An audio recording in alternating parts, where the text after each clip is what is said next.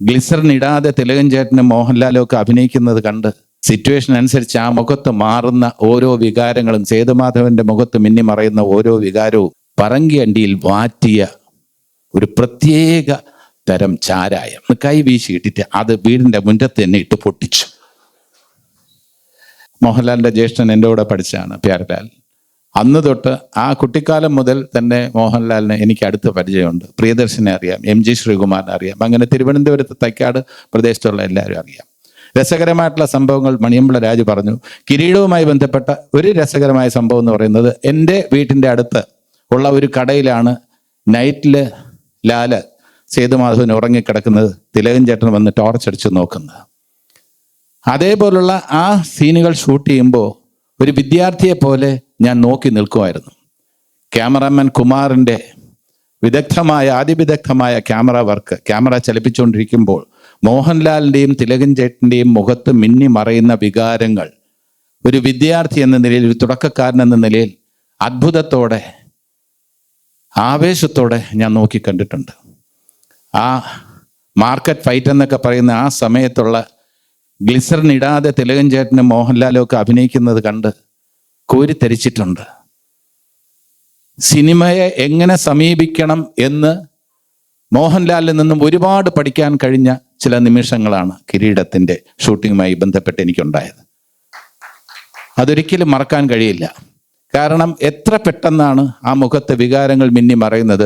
നമ്മുടെ കൂടെ അഭിനയിക്കുമ്പോൾ, സുരേഷിൻ്റെ കൂടെയും മജീദിൻ്റെ കൂടെ അഭിനയിക്കുമ്പോൾ ജോവിയലായിട്ട് അഭിനയിക്കുന്ന സേതുമാധവൻ, സൈക്കിൾ പിടിച്ച് എന്നെ താഴെ തള്ളിയിടുന്ന സേതുമാധവൻ, സിറ്റുവേഷൻ അനുസരിച്ച് ആ മുഖത്ത് മാറുന്ന ഓരോ വികാരങ്ങളും, സേതുമാധവന്റെ മുഖത്ത് മിന്നി മറയുന്ന ഓരോ വികാരവും, ആദ്യത്തെ സീനിൽ സബ് ഇൻസ്പെക്ടറായിട്ട് വരുന്ന ആ അച്ഛൻ്റെ സ്വപ്നം, ആ സ്വപ്നം തകരുന്ന ആ സീനൊക്കെ നമുക്ക് സത്യം പറഞ്ഞാൽ വളരെ ഇമോഷണലായിട്ട്, ഇന്ന് കണ്ടായിരുന്നാലും ആർക്കും വളരെ ഇമോഷണലായിട്ട് മാത്രമേ കാണാൻ കഴിയൂ. ലോഹിതദാസ് എന്ന ആ വലിയ എഴുത്തുകാരൻ്റെ മനസ്സിൽ ഒരു സാധാരണക്കാരൻ സ്വപ്നങ്ങളുമായി ജീവിക്കുന്ന സേതുമാധവൻ നാളെ മകൻ സബ് ഇൻസ്പെക്ടർ ആവും, പോലീസ് ഫോഴ്സിൽ എന്നെക്കാളും ഉയർന്ന ഉദ്യോഗസ്ഥനായി മാറുന്ന സ്വപ്നം കാണുന്ന അച്യുതൻ നായരുടെ ആ സ്വപ്നം തകർന്നടിയുന്നത് കാണുമ്പോൾ ഏത് പ്രേക്ഷകന്റെയും മനസ്സലിയും, ഒരു നൊമ്പരമായി തന്നെ ഉണ്ടാവും. അത് ഒരു സാധാരണക്കാരൻ്റെ ആക്ഷൻ ചിത്രമാണ്. അത് ട്രൂ ടു ലൈഫ് ആക്ഷൻ പിക്ചറാണ്. അതിലെ ഓരോ രംഗവും എവിടെയും നടക്കാവുന്ന കാര്യങ്ങളാണ്. അതൊരു കലാസൃഷ്ടി എന്ന നിലയിൽ മാത്രം അല്പം എക്സാജറേഷൻ ഉണ്ടായിരിക്കാം. ബാക്കി എല്ലാം ട്രൂ ടു ലൈഫ് ഫിലിമാണ് കിരീടം. ഇനി രസകരമായ അനുഭവത്തിലേക്ക് വരാം. എൻ്റെ വീട്ടിൻ്റെ അടുത്തുള്ള ഈ നൈറ്റ് സീക്വൻസ്, ലാല് ആ കട വരാന്തിയിൽ കിടന്നുറങ്ങുമ്പോൾ തിലകൻ ചേട്ടൻ ടോർച്ചടിച്ച് നോക്കുന്ന ആ സീൻ ഷൂട്ട് ചെയ്യുന്നതിൻ്റെ അന്ന് എൻ്റെ വീട്ടിലായിരുന്നു ഇവരെല്ലാം ഉണ്ടായിരുന്നത്. ഇപ്പം മോഹൻലാലിൻ്റെ ഏറ്റവും അടുത്ത ഒരു സുഹൃത്ത് വളരെ പ്രഷ്യസ് ആയിട്ടുള്ള ഒരു നിധിയായിട്ടൊരു കാര്യം കൊണ്ടുവന്നു. പറങ്കിയണ്ടിയിൽ വാറ്റിയ ഒരു പ്രത്യേക തരം ചാരായം. എൻ്റെ മദർ ഇൻ ലോ എന്ന് പറഞ്ഞാൽ ഹെഡ് മിസ്ട്രസ് ആയിട്ട് റിട്ടയർ ചെയ്ത ഒരു ലേഡിയാണ്, വളരെ സ്ട്രിക്റ്റ് ആണ്.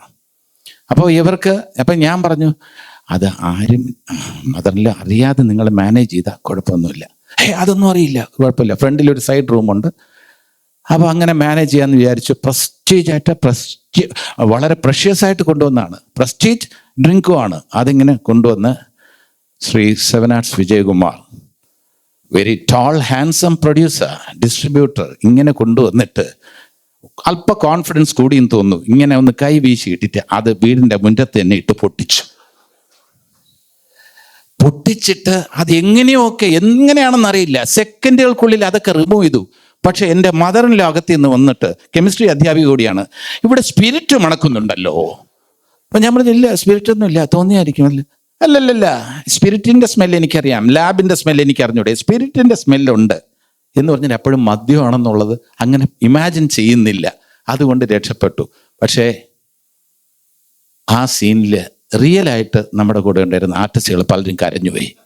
കാരണം ഇത്രയും നല്ലൊരു ഡ്രിങ്ക് മിസ്സായതിൽ അവർക്കെല്ലാവർക്കും, അന്ന് ഗ്ലിസറിൻ ഇടാതെ നമ്മുടെ കൂടെ ഉള്ളവർ കരയുന്നത് ഞാൻ കണ്ടു.